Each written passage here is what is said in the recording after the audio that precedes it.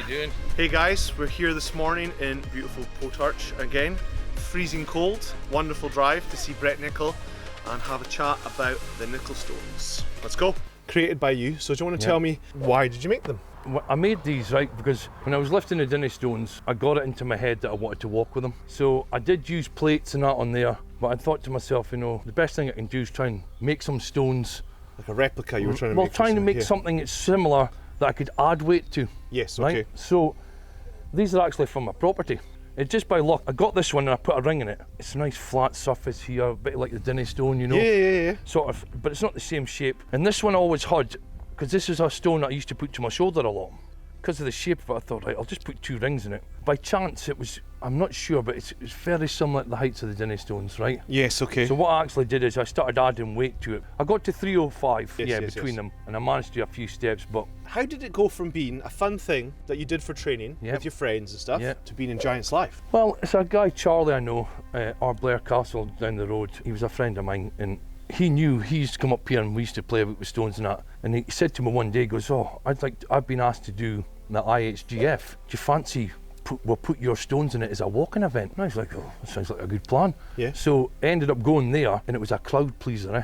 Really, the crowd just loved it. Loved it. I absolutely loved it, because the great thing about it is it's an event you can't cheat with. There's nothing you can do that aids you. Yes, okay, right? Yeah. So, and I'm not saying that you can cheat with deadlifting and all that, but you've got your suits, your straps, your belts, everything like that. I know what you mean. You can get like supplementation to it almost. You get stuff to help you do it. Yeah, but this is just raw, brute strength, and I would definitely suggest to use a hook grip. Now, a lot of the guys at Giants Live are now doing it as well, because it's less one thing to think about. It is a brutal event, there's no doubt about it. So that was the first time it was seen to public, we'll say, in the what was it called? The IHGF. And then from there, so what was the next competition? Well, I think Colin Bryce is quite friendly with Charlie, because they went to school together as far as I know. And I just got a call out of the blue from Colin Bryce. It was the first lockdown, if I'd be interested in taking these stones down. To be fair to you, I was nervous as well, because I thought, well, they're just going to annihilate them. The guys that are at the top now that are doing this, they've all had a fair share of it, so they know what to expect. And they're training for it now. They're also preparing for it now. Yeah, absolutely. I'll tell you what as well, I must mention this as well, by the way. Mark Felix asked me about the record with Luke Stockman, and he'd contacted the Guinness Book of Records. They were quite willing to make it as a stone record, but it was me that managed to get Luke Stockman's record, because I was like, they weren't really keen in giving him a record. Oh, right. Okay. But I was like, well, you can't have Mark Felix beating his world record and you acknowledge him when you're not going to acknowledge the first one. Yes. So, look, I had to contact lots of people to get footage, because I hadn't filmed it, because I was one of the judges. Yes, okay. And to be fair to you... And you didn't know what was going to happen. This started off as just all right, okay, I'll take it along for a bit of... That's exactly it, Peter. I know people say, oh, I didn't think it would take off like it did. Yeah, no, I understand. I totally understand. But it was great, because to see Tom was amazing as well, but they were struggling as well. It was a shocker to me, because I expected him to do a lot better. Yes. But not taking anything away from the guys, because it's definitely an event. If you don't train for it, it's going to get you. Yeah. Personally, looking at that one, that looks like an awful stone to carry. Is that the lighter one? Yeah, it's a lighter one. That's a lighter one, right, okay. What is the weight of them, if you don't mind me asking? 138, 114. And how does that compare then to the Dinny stones? The Dinny stones big one would be 188 and 144, aye. Now, you're also famous for the Dinny stones, obviously. Yeah. There's not been any lifts since last year, so I haven't been able to lift. So how many lifts have you done? I've done 460 lifts. That's crazy. Yeah. I was kind of hoping to do more by Christmas, but Are you going to have a celebration for your 500th? I hope so, aye. When you get to that one, we'll need to get down. You hurry up and do a few then. Get. Yeah, well, I believe it or no, I usually do about 3 or 4 when people are here. You need to start doing 10 a time. Yeah. Right. I did a filming with Antiques Road Trip, and I managed 17 lifts in 20 minutes that day. It was pretty incredible. And it's strange, because I was nervous that day, and whenever we've done, it's always me at the last minute. I'm standing all day and you're freezing cold. Yes. And that's just, and I'll tell you that, I'm like, no, you don't want to be doing any of this training freezing cold, because it's just a nightmare. No. It's just a nightmare. So, why do you think stone lifting in general has become more popular?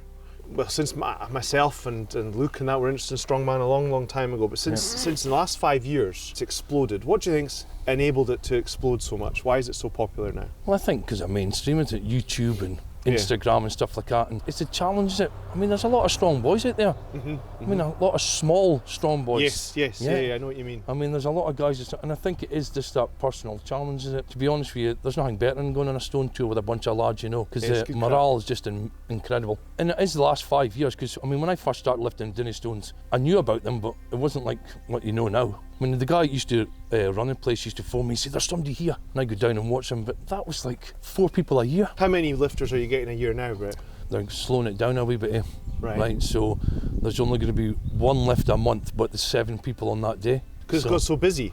Yeah, So how many lifts do you reckon happened last year, those stones, would you say? I'd say there'd be probably 100, 100 people. Yeah, maybe I think there's 60. Because I remember down at the gathering, there was a good few people there wanting to lift them as well. Yeah, it's amazing. To be honest with you, I think it's just because the state haven't got the time to do it, and they don't want to leave them open to the public anymore. Well, it makes sense. They're pieces of history. Yeah. Yes, you want them to be available and to be seen and be able to be lifted, but you don't want anything to happen either. Well, it wasn't that long ago that I got a phone call saying that somebody's tried to lift the Dinnie stones with a chain, and they'd smashed it off the big one. Right across the bit here, it wasn't chipped, but it was all white, you know, where it had been scored. And it could have done damage. Oh, it could have, absolutely, right. Well, the Dinnie stones once got stolen for a laugh. A guy stole them for a laugh, put them in a trailer, and he got 3/4 across the bridge, and the little Dinnie stone fell out the trailer, started across the road. Well, it wasn't good for him in that bar that night. No, I can imagine not. No. Because he thought it would be funny, but the locals in Aboyne and that didn't find it funny. They were like, look, this is crazy. And then once, for Roger Davis it was, a digger driver come and moved snow, and he picked up the little stone and put it over to Petark somewhere. The guy phoned me up and goes, the little stone's missing. I was like, you're joking, so where to find it? Well, where was it? 120 feet into the park. I was like, so I had to walk through the snow with a little stone like this, and freezing cold, get get it back for Roger Davis. And I tell you, yeah, again, just people that don't really know. And that could have been bad. The bucket could have easily smashed it. Yes, or done a ring or something, right? I believe we're going to maybe see you do a little lift for us. Yes, absolutely. Yeah.